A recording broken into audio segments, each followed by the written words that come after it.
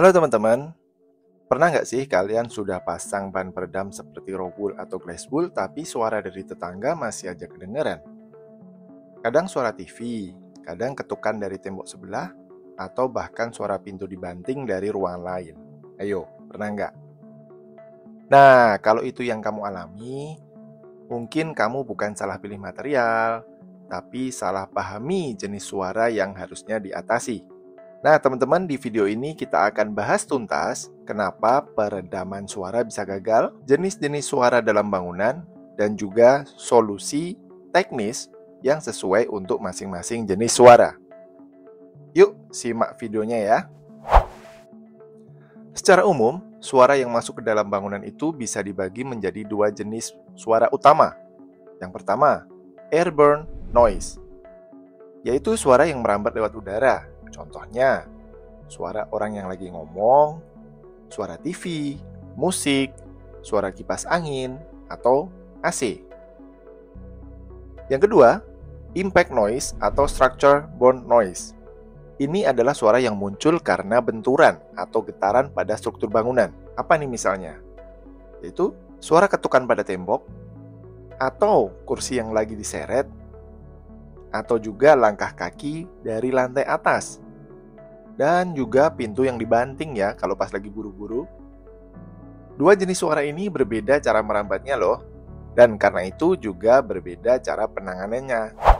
Nah, tapi pada kenyataannya banyak orang hanya fokus pada menambah lapisan rock wool atau menutup dinding dengan gypsum, tanpa menyadari bahwa yang mereka hadapi sebenarnya bukan airborne noise, tapi impact noise. Rock wool atau glass wool memang efektif untuk menyerap suara di udara, tetapi tidak efektif untuk mengurangi getaran yang langsung merambat lewat struktur bangunan seperti beton atau dinding bata.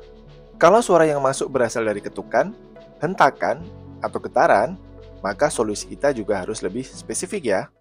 Teman-teman, kalau gangguan yang teman-teman alami adalah airborne noise, maka berikut ini beberapa langkah teknis yang bisa dilakukan.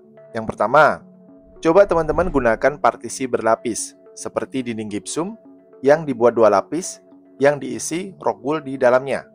Setelah itu, coba tambahkan material penyerap suara di dalam ruangan, seperti karpet, gorden yang tebal, atau akustik panel. Nah, kemudian tutup rapat semua celah pintu dan jendela nih, karena suara di udara bisa masuk lewat celah sekecil apapun ya. Lalu gunakan seal karet pada kusen pintu dan jendela agar suaranya tidak bocor.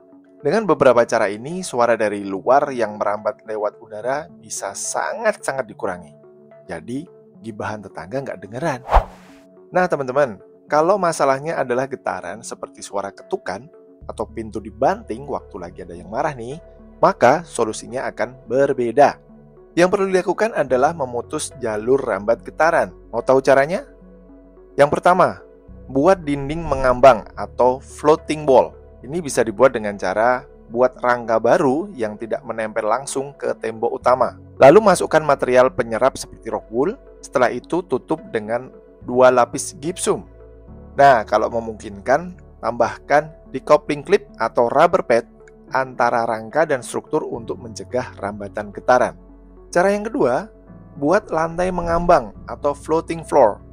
Ini bisa dibuatkan dengan tambahkan lapisan peredam seperti busa padat, rubber mat, atau material seperti MLV, mass loaded vinyl di bawah penutup lantai. Juga yang ketiga, teman-teman bisa redam getaran pintu. Nah, caranya gunakan door closer agar pintu tidak terbanting. Kemudian pasang seal karet di sisi pintu, dan jika memungkinkan, teman-teman bisa gunakan kusen berbahan kayu solid yang lebih efektif meredam getaran dibanding holo aluminium. Lalu cara keempat, gunakan green glue. Ini adalah bahan perekat elastis yang ditempatkan di antara 2 lapisan gypsum.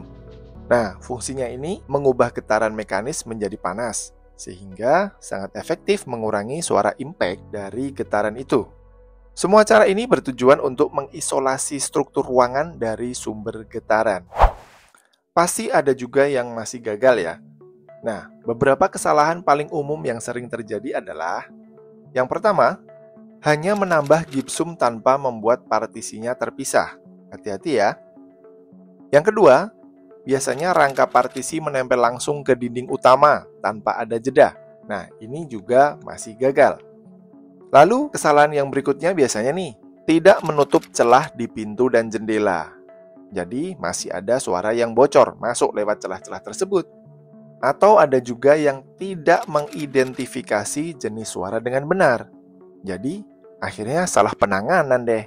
Nah, dengan beberapa kesalahan itu, hasilnya sudah keluar biaya, tapi suara tetap bocor. Boncos dong. Jadi teman-teman, kesimpulannya, sebelum memilih material peredam, pahami dulu jenis suara yang ingin kamu redam. Apakah airborne atau impact? Lalu pilih solusi yang sesuai. Karena kalau tidak, ya hasilnya sia-sia saja. Channel Belajar Arsitektur ini adalah bagian dari studio desain rancang reka ruang, atau sering dipanggil dengan R3 Studio, yang berbasis di Yogyakarta dan melayani klien dari seluruh Indonesia. Nah teman-teman, kalau kamu butuh jasa desain rumah, renovasi, atau interior, bisa menghubungi kami melalui kontak yang ada di deskripsi video ini. Kami siap membantu wujudkan hunian yang nyaman secara desain dan fungsional, termasuk soal akustik dan peredaman suara. Oke teman-teman, jangan lupa like, subscribe, dan bagikan video ini ke teman-temanmu ya, yang mungkin sedang renovasi rumah juga. Sampai jumpa di video edukasi arsitektur berikutnya. Semoga bermanfaat dan salam arsitektur.